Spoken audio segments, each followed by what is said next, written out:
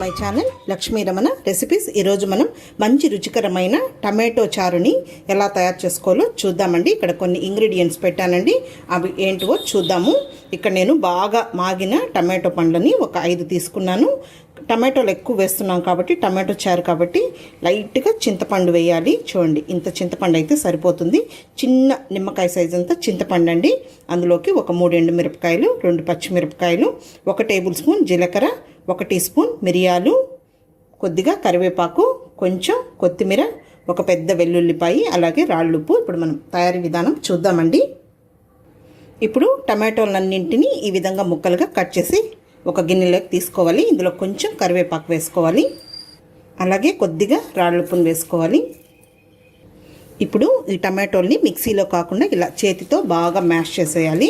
అందుకే మనం బాగా మాగిన టమాటోల్ని తీసుకోవాలి. చూసారండి, ఈ విధంగా మనం బాగా మ్యాష్ చేసుకోవాలి. ఏం కర్రీ లేకపోయినా కూడా ఈ ఉత్త రసంతోనే ఏదైనా వెజిటబుల్ ఫ్రై పెట్టుకొని, లేదు చికెన్ ఫ్రై కానీ ఎగ్ ఆమ్లెట్ కానీ తృప్తిగా తినేయచ్చండి. చూడండి, ఈ విధంగా అంతా మ్యాష్ చేసిన తర్వాత దీన్ని తీసి పక్కన పెట్టేసుకోవాలి. తర్వాత ఈ చింతపండును కూడా నీళ్ళల్లో వాష్ చేసేసుకొని కొద్దిగా నీళ్లు వేసేసుకొని దీన్ని కూడా మనం ఇలా అంతా మ్యాష్ చేసుకొని చింతపండు రసం తీసి పెట్టుకోవాలి. ఆ చింతపండు పిప్పిలోనే మనం నీళ్ళు అనేది అడ్జస్ట్ చేసుకుంటూ వేసుకోవాలి. ఇప్పుడు ఒక మిక్సీ జార్ తీసుకొని అందులో మనం తీసుకున్న జీలకర్ర వేసేసుకోవాలి, అలాగే మిరియాలు, పచ్చిమిరపకాయలు ఇలా తుంచి వేసేసుకోవాలి, అలాగే కొద్దిగా కరివేపాకు కూడా వేసేసుకొని దీన్ని ముందు గ్రైండ్ చేసుకోవాలి. చూడండి, ఈ విధంగా వేసుకున్న తర్వాత వెల్లుల్లి అండి, మనం తీసుకున్న వెల్లుల్లిని కూడా ఎక్కువగా వెల్లుల్లి అనేది వేసుకోవాలి. ఇప్పుడు దీన్ని కూడా గ్రైండ్ చేసేసుకోవాలి. చూడండి, ఇలాగ వేసుకోవాలి. ఇప్పుడు స్టవ్ వెలిగించుకొని ప్యాన్ పెట్టేసుకొని ఇందులో 1 టీ స్పూన్ నూనె వేసుకుందాం. చాలండి, ఎక్కువ అవసరం లేదు రసానికి. ఇందులో ఒక 1/2 టీ స్పూన్ ఆవాలు వేసుకోవాలి, 1/2 టీ స్పూన్ మినపప్పు, 1/4 టీ స్పూన్ జీలకర్ర, ఒక 5-6 మెంతులు, అలాగే ఒక 3 ఎండుమిరపకాయలు తుంచి వేసుకోవాలి. మామూలుగా ఇదే టమాటో చారుని ఇంకొక డిఫరెంట్ స్టైల్లో చేస్తారండి, రసం పొడి వేసి. నేను అది కూడా మీకు వీడియో అప్లోడ్ చేస్తాను. ఇది అప్పటికప్పుడు ఫ్రెష్గా ఇలా జీలకర్ర మిరియాలు దంచుకొని టమాటో రసం అండి, బాగుంటుంది. ఇప్పుడు కరివేపాకు వేసుకోవాలి, అలాగే మిక్సీ పట్టుకున్న ఈ జీలకర్ర మిరియాలు ఉంది కదా, అది వేయాలి. అలా పొడి వేయంగానే మంచి వాసన వస్తుందండి.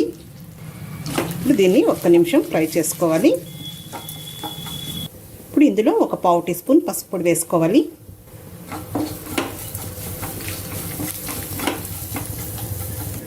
ఇందులో ఒక చిటికెడు ఇంగువ వేసుకోవాలి. ఇప్పుడు ముందుగా మనం మ్యాష్ చేసి పెట్టుకున్న ఈ టమాటో గుజ్జును వేయాలి. ఇప్పుడు దీన్నంతా కూడా ఇలా కలుపుకొని ఒక 2 నిమిషాలు ఫ్రై చేసేసుకోవాలి. చాలండి, ఒక 2 నిమిషాలు వేగితే సరిపోతుంది. ఇప్పుడు ఇందులో చింతపండు నీళ్లు వేసుకోవాలి, అలాగే మనం పులుపు చేసుకొని నీళ్లు వేసుకోవాలి. ఇప్పుడు ఇదంతా ఒకసారి కలుపుకోవాలి. చూడండి, ఎంత కలర్ఫుల్గా ఉందో, మంచి వాసన వస్తుందండి. ఇంకొంచెం నీళ్లు వేసుకోవాలి, అలాగే రుచికి సరిపడా రాళ్ళుప్పును కూడా వేసుకోవాలి. అప్పుడు మనం టమాటోలు మ్యాష్ చేసేటప్పుడు కొద్దిగా వేసుకున్నాము.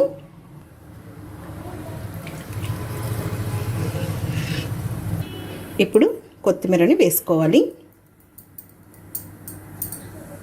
ఇప్పుడు ఫ్లేమ్ని మీడియంలో పెట్టుకోవాలి. ఆల్రెడీ మనం టమాటోని బాగా ఫ్రై చేసాం కాబట్టి రసం తెల్లకూడదండి.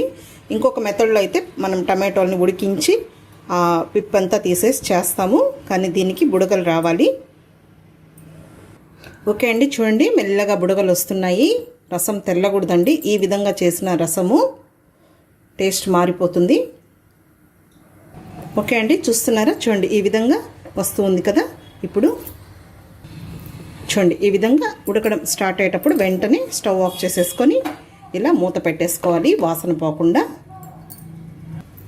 అంతే అండి, చూసారు కదా రసంని. మనం టమాటో చారుని ఎలా ప్రిపేర్ చేసుకున్నామో ట్రెడిషనల్ వేలో.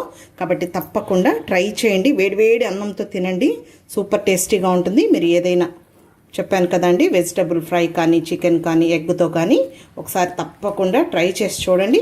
ఈ వీడియో మీకు నచ్చినట్లయితే నా యూట్యూబ్ ఛానల్ లక్ష్మీ రమణ రెసిపీస్ని కొత్తగా చూస్తున్న వారైతే నా ఛానల్ని తప్పకుండా సబ్స్క్రైబ్ చేసుకోండి.